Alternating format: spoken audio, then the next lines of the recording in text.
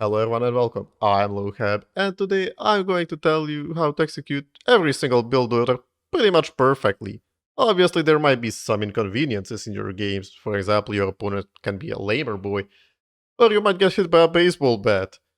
So grab a loaf of bread and stick it up your ass, because this video has started. Okay, so first off, executing a specific build order perfectly is very important. People have had 20 fucking years to figure out the best way to play the game, and if you're not on top of your game, you will be at a disadvantage. Executing build orders is in a lot of cases like wiping your ass after you take a good shit. It's pretty annoying, but if you leave it at good enough, then there will still be some shit on your ass. Anyway, the thing you need to pay attention to when doing build orders is this part right here. It might seem like useless bit of clutter on your screen, but it's actually the most important part of your screen while executing a build order. There are three things up there that you want to watch. First, your global queue, where you can see how far away your villager is from being created and how many of them you have in queue. Second, your overall population and population limit, so you know how many more villagers you can build and if you need to build a house or not. And third, your villager distribution per resources, which helps you keep track of your build order progression. Now that we know what to watch for, let's think about how we can apply that in practice.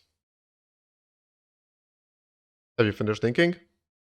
I don't care, let's move on. So you want to always be producing villagers. That should be a no-brainer, but often it might happen that you queue a bunch of villagers at the start of the game, and then forget about them, and before you know it, you have 3 seconds of idle time. And if you think that 3 seconds of idle time is not that bad, then my friend, you should be gunned down the street like the degenerate you are. And yes, that was a video game donkey quote. Anyway, we obviously want to prevent that idle time, so we will need to glue our eyes on that global queue and try to queue extra villagers when the small icon is almost completely green. Or if you don't have eyes, you can just wait 14 real life seconds and queue next one. Or if you live in Age of Empires 2 Definitive Edition, 25 in-game seconds. But it's much easier to glue your eyes to that global queue, even if you don't have eyes. Another thing that you need to watch while executing a build order is this population thingy right here. And my best advice for that is stop looking at it as population limit or whatever, and start looking at it as some sort of a mini-game where you mustn't allow the number of the left to have the same value as the number on the right. There are a couple of options that we can use to prevent the left number from reaching the right one. First option is we can just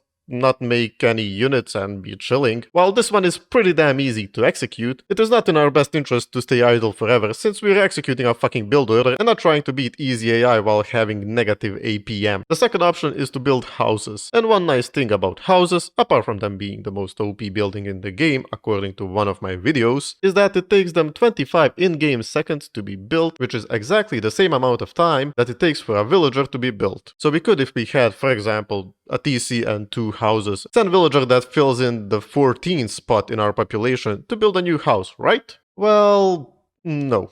You see, there's this thing called walking. You know, getting from point A to point B. And surprisingly, that takes some time. So what we want to do instead in our nice little example is create a house with a villager that would take 13th spot in our population count. Or, you know, just ask some bitch that's chopping wood to build a house. I could probably go more in-depth for that population space minigame, but I'll leave that to someone more serious than my littleness. And yeah, last thing you need to watch is how many villagers and what resources you have. Usually build orders tell you how many villagers and what resources you need, and combine that with a good pair of eyes and some kindergarten level maths. And yeah, I'm sure you'll figure it out. Yes, you're a smart watchers. Goodbye.